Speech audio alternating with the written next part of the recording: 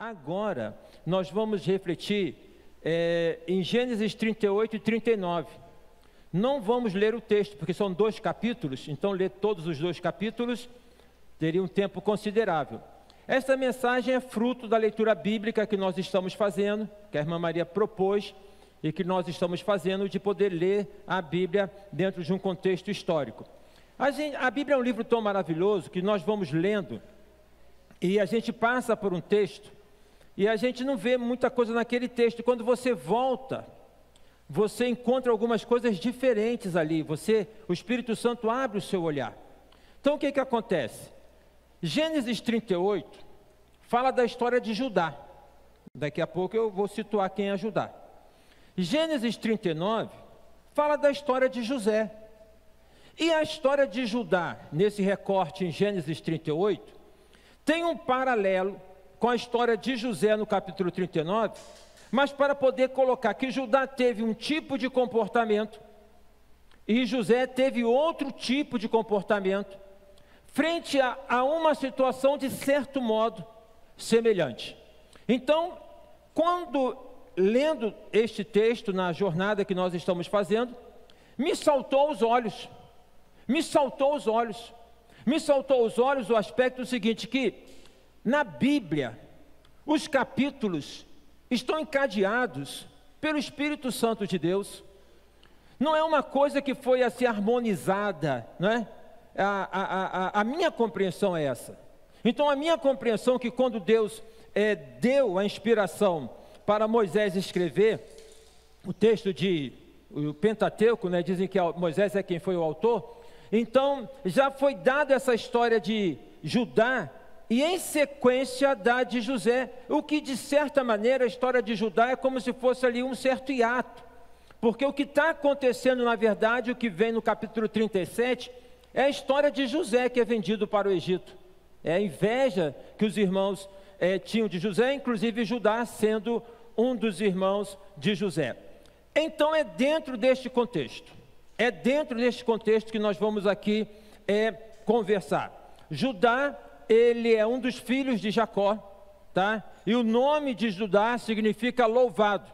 E quando Lia, ela dá a luz a Judá, ela fala, esta vez louvarei ao Senhor. Judá, que tem o nome então de louvado, ele agiu de uma maneira não muito louvável.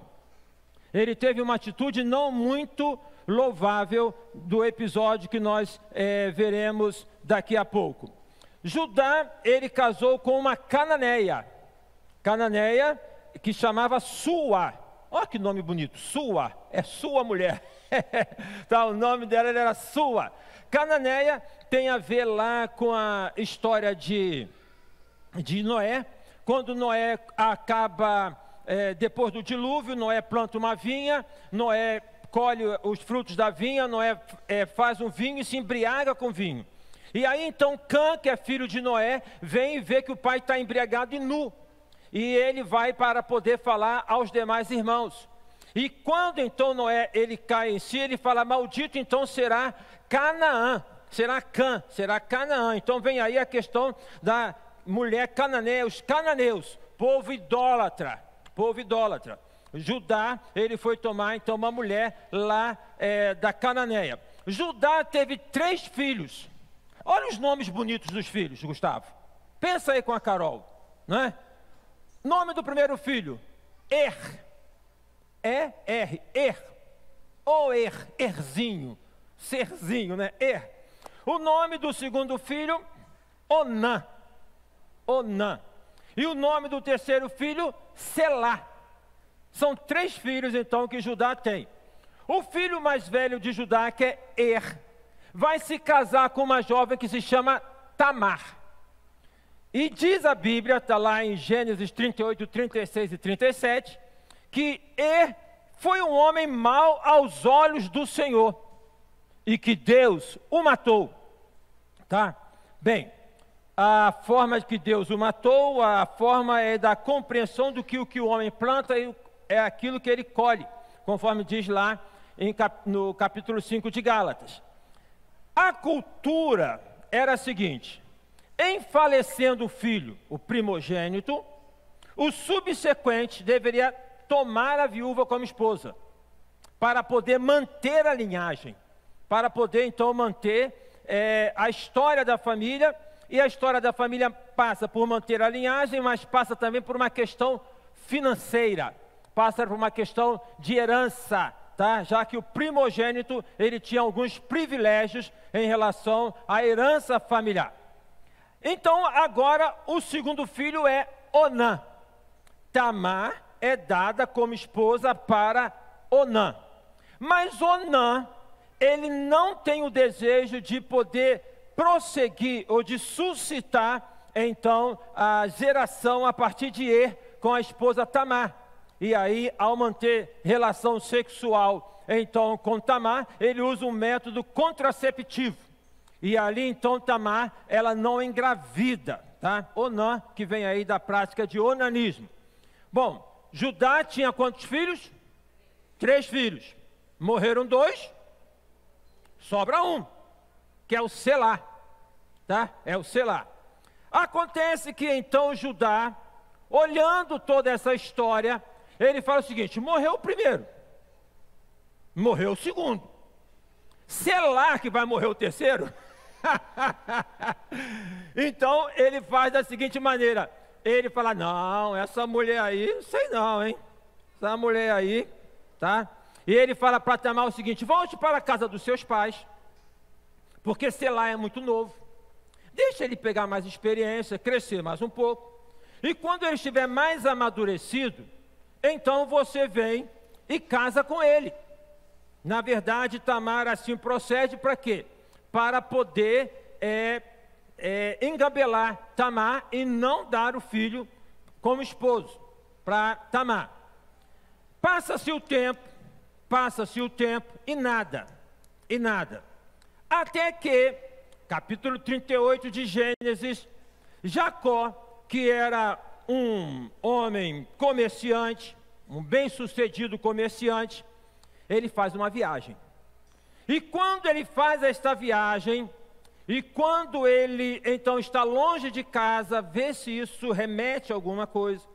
E quando ele está longe do olhar das pessoas, ele tem um comportamento que não é louvável. Por quê? Ele vê uma mulher que a toma como prostituta, e na verdade esta mulher que ele toma como prostituta é Tamar, que faz uma pegadinha com ele, porque coloca o seguinte: pois bem, ele aqui não veio me buscar, então agora vamos fazer essa pegadinha. Ela se veste de prostituta e fica na beira do caminho. Judá, ele vai e busca essa prostituta, que não é prostituta, que é Tamar, tem relações com ela. Ao ter que fazer o pagamento, então ele não tem como fazer o pagamento, e ele dá alguns objetos que são bem significativos, como penhor. Ele dá um anel.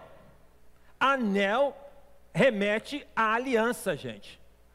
Anel remete à aliança. Na vida nós temos e fazemos alianças, e nós temos que saber com quem nós fazemos alianças, ok? Nós temos uma aliança com Deus, amém? Amém? Uma aliança com Deus. Esta construção feita no Velho Testamento, ela é elaborada no Novo Testamento, ela é muito mais bem apresentada em Hebreus. Nós temos uma aliança com Deus. Quem tem uma aliança com Deus, precisa sustentar esta aliança para não quebrá-la. Nós temos alianças no casamento, nós nos casamos, nós formamos uma aliança, de podermos então ali vivermos no casamento, neste mistério e nesta concepção crescente de 2 em uma só carne. Ele dá aliança, mas ele também dá o cajado. O cajado é o símbolo da autoridade. A autoridade não tem nada a ver com autoritarismo. A autoridade é alguma coisa que nós passamos a partir das vivências que nós temos, das coisas que nós fazemos. Preste bem atenção. Para que nós possamos construir a nossa imagem, nós demoramos muito tempo. Mas se nós não tomarmos cuidado, a gente pode perder essa imagem rapidinho. tá? A autoridade é importante na vida, porque na autoridade tem a relação de respeito. Você precisa respeitar as pessoas e as pessoas precisam te respeitar. Se você não se dá o respeito, como é que você pode esperar que elas te respeitem? Por exemplo, dentro de tantas coisas que nós temos hoje, a educação dos filhos. Por vezes os pais não se dão respeito com os filhos. E aí o filho vem, trata de maneira desrespeitosa e eles vão querer ali brigar com o filho, mas não foi dado respeito. E esse dar o respeito tem a ver com vivência, tem a ver com caráter. E é sobre isso que vamos falar.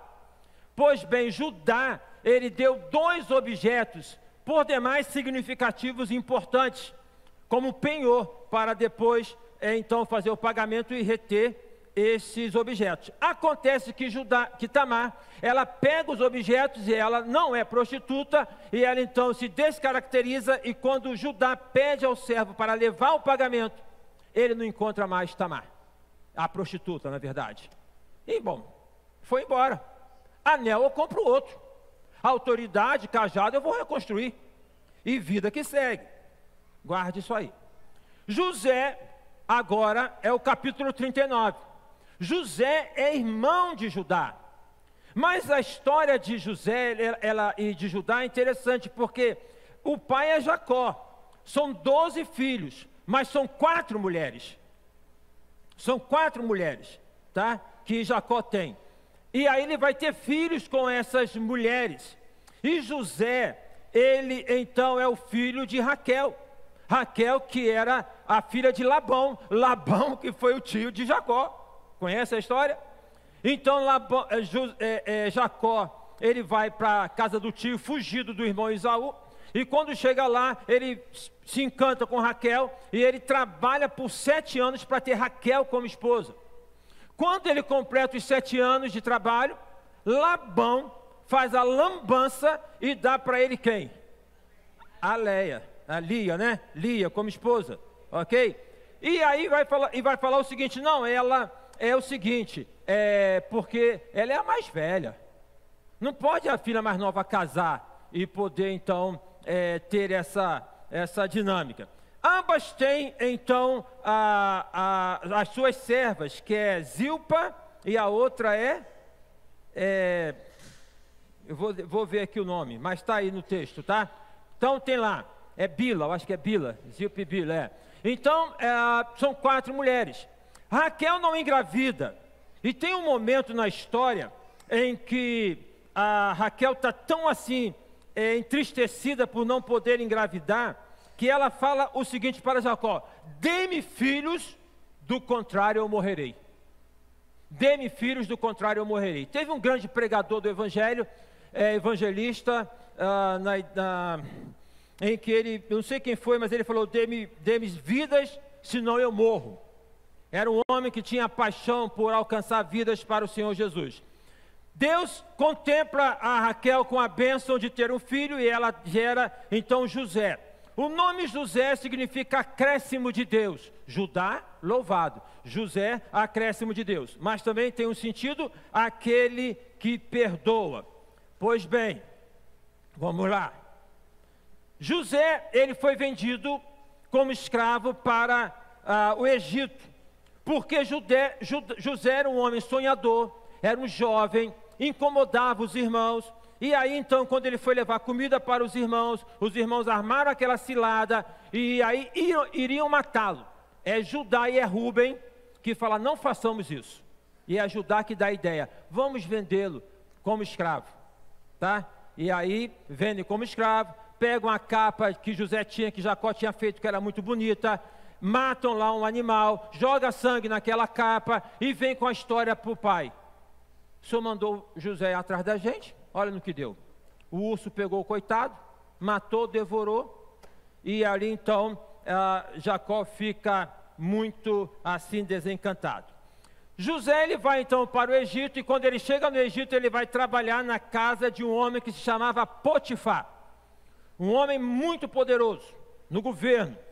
E ali então José conquista a confiança de Potifar, cria na sua mente a imagem: Judá ele, digamos, é o filho mais velho, né? Ele é um senhor, um homem já formado, quem sabe com cabelos brancos, com uma barba comprida, né?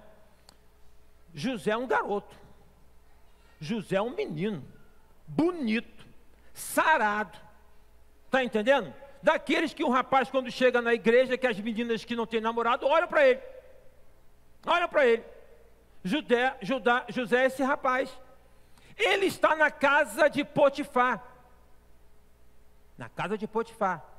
A mulher de Potifar, que não era boa bisca, não é? Fica de olho nele. E ali, pensam vocês que essa questão de sedução da mulher é uma questão de hoje? Ah, porque a mulherada hoje está... Não, isso já vem, ó. Já remete o tempo de Eva lá no jardim, tá? Então ela se insinua para José. José mantém a postura dele. José não aceita o convite, porque, fala sério, poderia se relacionar com a esposa de Potifar por debaixo dos panos e Potifar não ia saber. Não é? O Potifar não ia ver, mas Deus vê. Deus vê tudo. Deus vê tudo ao meu respeito, ao seu respeito. E aí então José, ele tem uma postura que é diametralmente oposta à postura de Judá. Porque Judá, ele vai viajar e ele lá longe da parentada de tudo, ele mantém um caso, ele se relaciona com uma mulher que ele toma como prostituta. José tem uma oferta clara e ele mantém a postura dele. O que há entre Judá e José? Caráter. Caráter. E é sobre isso que eu quero falar. Questões de caráter. Questões de caráter. Caráter é da ordem do que nós construímos na nossa vida com o passar do tempo, que vem a denotar as características minhas e suas. Então, o pastor Ailton tem essas e essas características que são observáveis, que vocês veem, que vocês tomam conhecimento. Eu quero compartilhar então sobre caráter, porque nós estamos vivendo em um tempo em que poderíamos dizer que há muita falta de caráter. Que há muita falta de caráter na sociedade. Há falta de caráter, por vezes, dentro do ambiente em que nós vivemos cristão. A partir da história de Judá e de José, eu quero aqui fazer algumas pontuações. Primeiro, caráter independe da idade. Ponha Judá, se tivesse uma forma de poder colocar aqui Judá e José.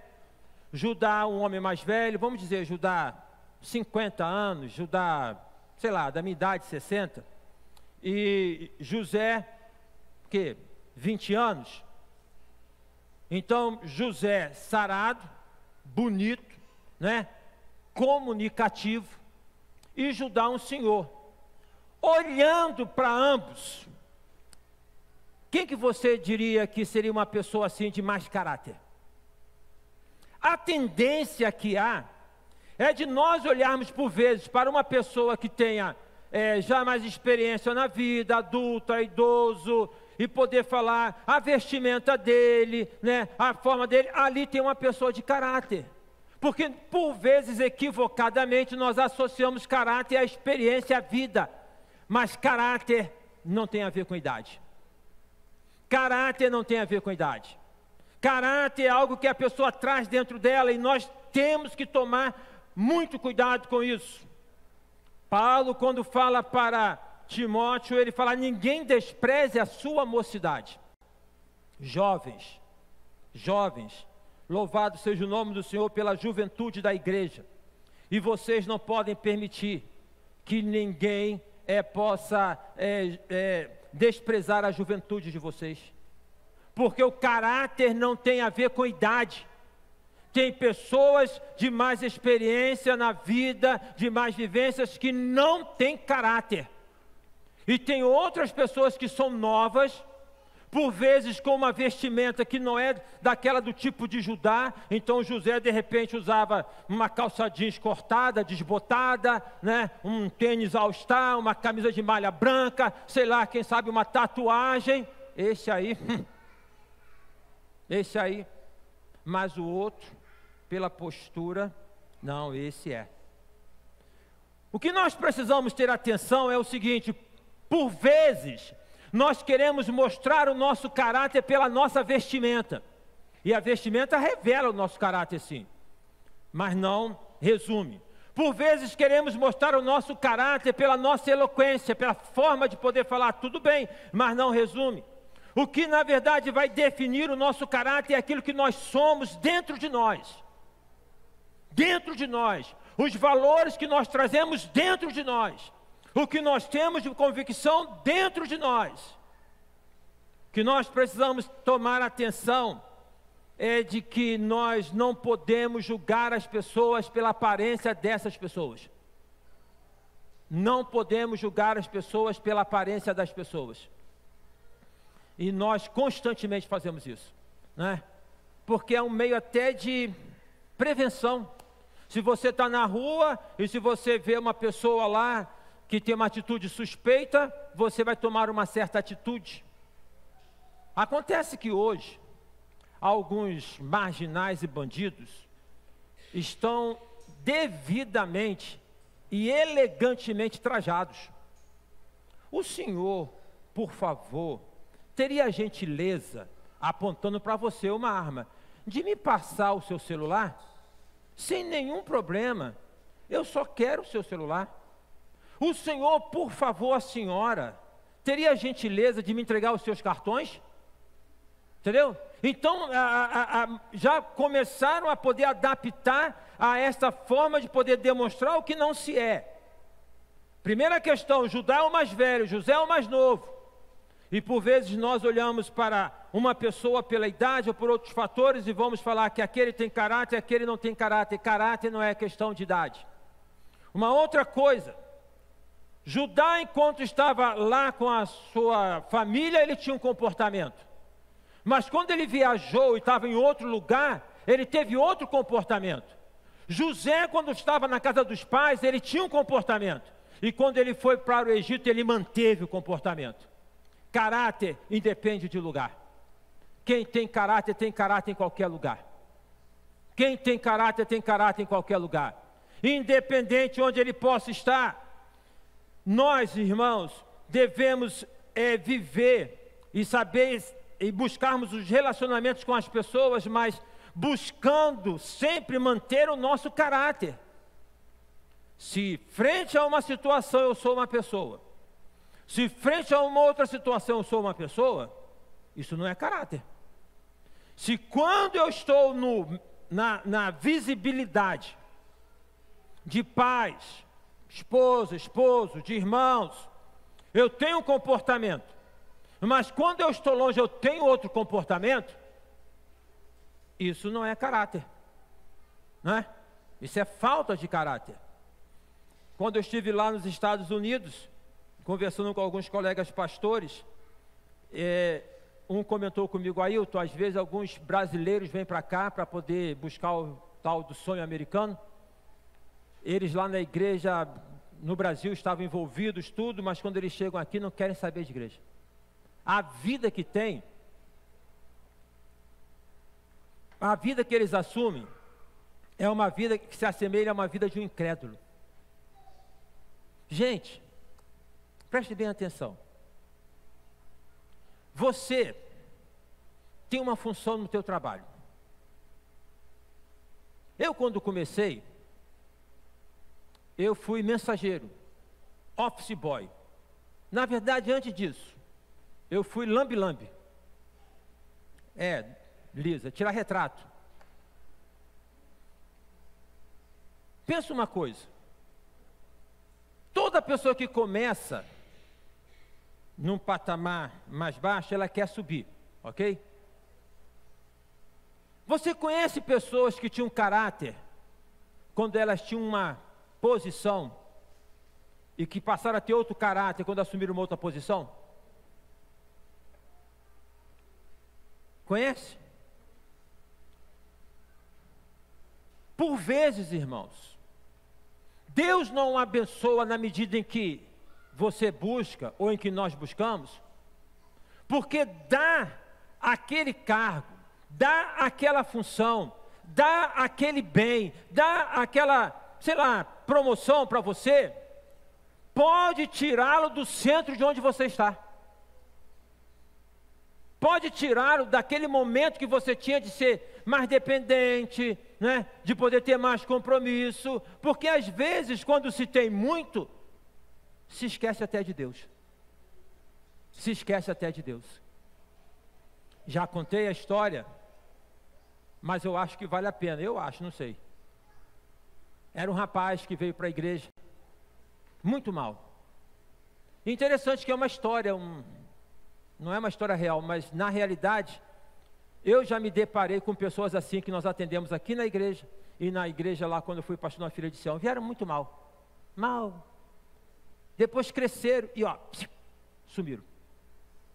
Aí a história do rapaz é o seguinte, ele veio nessa situação, e aí ele pediu oração à igreja para orar, para arrumar um trabalho, a igreja orando, esse rapaz conseguiu um trabalho, esse rapaz progrediu no trabalho, e esse rapaz que vinha a todos os cultos, agora ele já pensa o seguinte, 2 cultos é muita coisa, eu só vou em um. Lembra alguma coisa?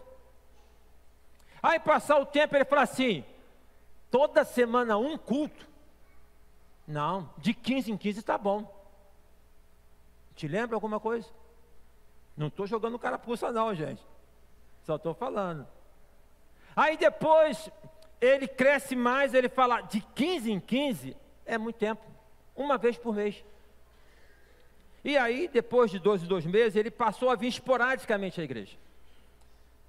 Passado um longo tempo sem vir, ele apareceu, o pastor fala para ele, meu filho, eu estou sentindo a sua falta, nós oramos por você, você conseguiu emprego, como é que você está? Não, pastor, eu consegui, graças a Deus cresci, eu sou diretor, eu estou bem, mas estou trabalhando muito. Pastor, Deus me abençoou, comprei um carro zero, comprei uma casa de praia, e sabe, pastor, ninguém é de ferro.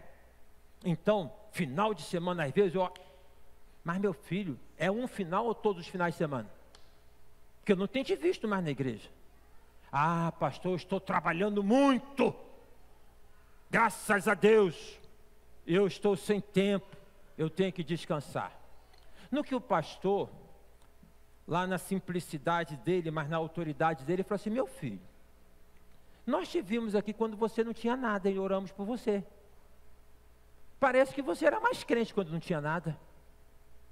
Parece que agora você perdeu um pouco daquela beleza.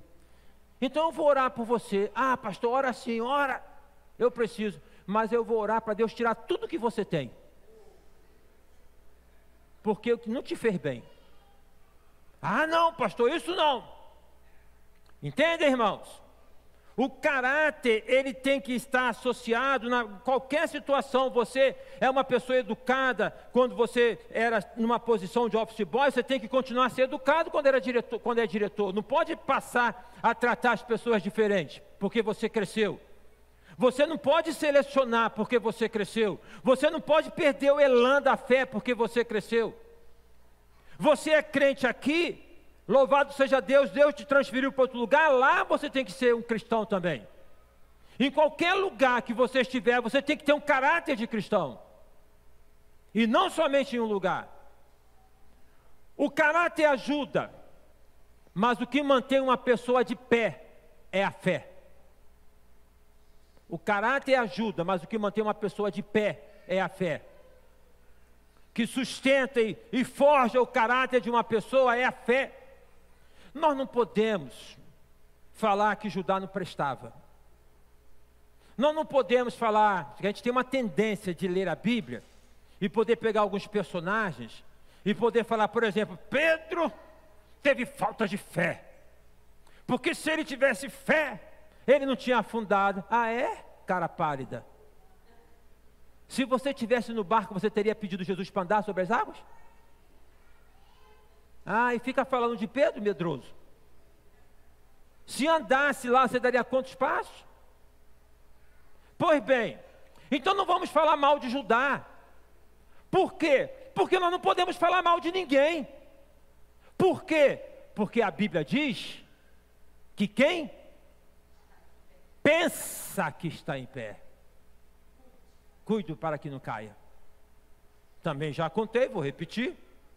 Conversando com a nossa querida e amada irmã Edmeia Williams, falei, irmã, não sei qual era o contexto da conversa, mas irmã, era comentando sobre alguém. E aí falando, irmã, como a Bíblia fala, se alguém pensa que está em pé, e Edmeia na hora corrige, pensa não, pastor. Não, se alguém está em pé, porque a Bíblia diz se alguém está em pé. Não, pastor, não diz isso não. A Bíblia diz se alguém pensa que está em pé. Porque quem pensa que está em pé, não necessariamente de pé está. Porque uma coisa é pensar, outra coisa é estar. Uma coisa é ter uma compreensão que você acha que está servindo, você acha que está adorando, você até acha que é crente. Outra coisa é a sua convicção de ser. Mas o aspecto aqui é de poder manter a vigilância. Porque pensa, é o seguinte, mesmo aquele que está firmado, para poder cair, é muito fácil. Irmãos, esse piso aqui é de granito. A gente não pode trazer água para o santuário. Porque acontece fatalidade em tornar água. Em tornar água nesse piso de granito e alguém pisar, vai dar um acidente sério. Dá um acidente sério. Uma gotinha d'água pode dar um acidente sério. Para cair é muito simples. Alguém aqui já levou tombo na rua? Ei, meu Deus. Vamos entrar na academia, fortalecer a musculatura. Mas assim acontece. Não é não? A minha avó falava assim, levou um trupicão. Levou um esbarrão. Acontece. Então não vamos falar de Judá, porque Judá não era crente, porque tem muitos crentes sinceros, pastores, líderes, que tropeçaram, que caíram. E eles são crentes. Nós não podemos falar que eles não são crentes porque eles caíram. Nós não podemos falar que eles não têm fé porque eles tropeçaram. Não é desta maneira. Mas o fato é, meus irmãos, que o que sustenta o nosso caráter é a nossa fé em Deus. Parece que Judá, quando fez a viagem, ele teve aquele lampejo de poder, tipo assim, baixou a guarda. José manteve a posição de fé. Irmão, em qualquer lugar que você estiver, mantenha a sua posição de fé. Em qualquer situação que você estiver, mantenha a sua posição de fé perante Deus. O que acontece? Vamos para o final da história. Passam-se alguns meses, chega a seguinte notícia para Judá. Lembra de Tamar? É ela que ficou viúva de Onã? Está grávida. Sabe o que isso significava naquela época? Está grávida. E estão dizendo por aí que ela teve um relacionamento. Judá, na postura farisaica, daquele que não reconhece o seu erro, mas ele fala para trazer. Tragam Tamar. Era o que ele precisava para poder, cumprindo a lei, eliminar Tamar. E aí, não é? Fica bem na fita. E quando ele chega, o que ele tinha dado para Tamar? Aí quando Tamar chega, que é para ser julgada, ela fala assim, só um instantinho, de quem é esse anel? De quem é esse cajado? Judá cai em si e vê o quanto que ele tinha errado, né? E ele toma uma postura diferente. Eu entendo que ele se arrepende, porque agora ele fala, o texto fala, porque eu errei. Gente, a gente erra. Nós, assim, não deveríamos errar, mas a gente erra. À luz da experiência de Davi, se a gente erra, é falar, Senhor, contra ti somente pequei. e fiz o que os teus olhos parecem ser mal. A luz da epístola de João é entender o que a Bíblia fala: filhinhos, não pequeis, mas se vocês pecarem, tende um advogado. São duas coisas que o inimigo quer fazer com a gente, e que ele, se a gente der brecha, ele faz. Primeiro é convidar para pecar, mas o convidar para pecar ainda não é o objetivo dele. O objetivo dele é que, se a gente cede ao pecado, e quando cede ao pecado, é infernizar a gente, é aprisionar a gente. E aí a forma que nós temos de podermos romper com esse grilhão que ele tem para nos aprisionar, é poder falar: errei, pequei, tropecei, vacilei. Verinha, um pouquinho daquilo que você comentou, eu escutei lá no gabinete, né, rapidinho, da experiência. Deus perdoa, irmão. Quem sabe o inimigo está tentando te oprimir por questões do passado, está deixando na mão do inimigo. Tira da mão dele, tira da mão dele. De que maneira? Reconheça, confesse e peça perdão a Deus. A gente fala muito de Davi, e a gente esquece que Davi deu uma capengada, considerável, mas ele se arrependeu. Mas vamos lá, ficou uma marca, não ficou, na história de Judá? E José? O que a gente sabe do final da história de José? Por ter rejeitado o convite da mulher de Potifar, ela arma para ele: cuidado com as mulheres, me perdoe as mulheres aqui, mas fica ligado. Armou para ele, e aí, em tendo feito isso, ele vai para a prisão. Mas, gente, quando a gente tem fé e sustentamos a nossa fé e aí o nosso caráter, Deus não abandona, Deus não deixa. O cara estava na prisão, o destino era ficar ali, o resto da vida, ou quem sabe, mas de lá Deus o tirou e foi o segundo homem do Egito. Quem tem caráter e mantém a fidelidade, ou quem tem fidelidade e constrói o seu caráter, é honrado por Deus. Mantenha a tua postura, meu filho. Quantas vezes nós olhamos para uma pessoa ímpia e falamos lá, a Bíblia fala sobre isso: o cara faz tudo errado, o cara faz tudo errado, e o miserável está dando certo, e eu que faço certo estou dando errado. Tem alguma coisa errada nisso. A Bíblia não fala sobre isso, Jó não fala sobre isso, Davi não fala sobre isso. A questão é o seguinte: não olhe pela aparência. E outra coisa, como falava minha mãe, dá tempo ao tempo. Dá tempo ao tempo. Concluindo, meus amados irmãos, algumas aplicações. Primeiro, não julgue as pessoas pela aparência. Procure conhecer mais e falar menos. Segundo, sustente o seu caráter através da sua fé e da sua dependência em Deus. Não confie em você mesmo. Não confie em você mesmo. Quem pensa que está em pé, cuidado para que não caia. Entregue-se para ser, então, dirigido pelo Espírito Santo de Deus.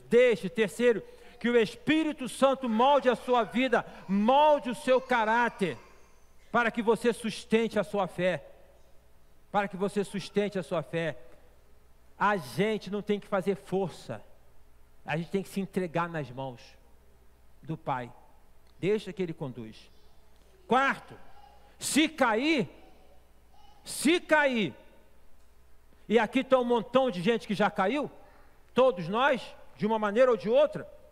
Se cair, ou quando cairmos, façamos como fez Davi: contra ti somente pequei, e fiz o que os teus olhos parecem ser mal. Volta a dar-me a alegria da salvação. Não deixe que o pecado tire a alegria, não deixe que o inimigo fique infernizando, Adquira a graça do Senhor, do perdão. E eu repito o que eu já disse aqui em uma outra mensagem: Deus é assim, do presente. Deus nunca fala: você lembra o que você fez? Porque pecado confessado é pecado abolido. Por fim, seja uma pessoa de caráter, não para mostrar às outras pessoas, não para poder angariar admiração, Judá, quem sabe, assim vivia. Seja uma pessoa de caráter como José. Em qualquer lugar que você estiver, sustente a sua posição, em especial nos momentos da adversidade. Porque José estava no Egito, tinha sido vendido pelos irmãos. Ele poderia falar assim: agora que eu estou bem, quero nem mais saber. Eu fiz tudo certinho, estou agora dessa maneira, então agora eu vou fazer tudo errado. Mas ele sustentou a fé dele. Que Deus conceda graça a mim e a você, para que nós possamos ter um caráter a cada dia forjado pelo Espírito Santo de Deus. Neste mês nós estamos dando uma ênfase ao serviço. Servir ao Senhor, dedicar ao Senhor, trabalhar para o Senhor, como fruto de gratidão a Deus. Mas esse serviço, essa gratidão, não está dissociado e separado da minha vida, do meu caráter. Porque Deus me quer servindo de corpo e alma, com o coração plenamente entregue a Ele. Amém, irmãos? Feche seus olhos. Você que está cultuando conosco de casa, tem esse momento agora também de silêncio. Irmão querido e meu irmão amado, esta palavra tem duas direções, digamos assim. Primeiro, para poder te ajudar a exortar, para você não cair. Quem sabe você está sendo enlaçado, devagarzinho não está percebendo. Que Deus abra os seus olhos, em qualquer situação, né? Para não cair. A segunda questão é o seguinte: quem sabe, irmão querido e amado, irmã, o irmão caiu, o irmão tropeçou. Meu amado, meu querido, quantas vezes você cair, e que eu desejo que não sejam muitas vezes, eu não quero, mas quantas vezes eu caí, o Senhor Jesus estará com as mãos estendidas para me levantar. Ele estará com as mãos estendidas para me levantar. A Bíblia diz: o Senhor não está com as mãos encolhidas para que não possa salvar. Vença a acusação do inimigo, irmão. Se você vence a acusação do inimigo, você não se torna refém das pessoas. Se você está bem resolvido com você mesmo lá dentro, pouco te importa se olha atravessado ou se não olha atravessado. Meu Deus me perdoou, meu Deus me recuperou, meu Deus me salvou. Não interessa o que o outro pensa. Que nós precisamos, no contexto social que nós vivemos, no mundo, são homens e mulheres de caráter bíblico, caráter cristão, caráter enquanto sinônimo de santidade e de consagração ao Senhor. Que Deus nos abençoe, em nome de Jesus.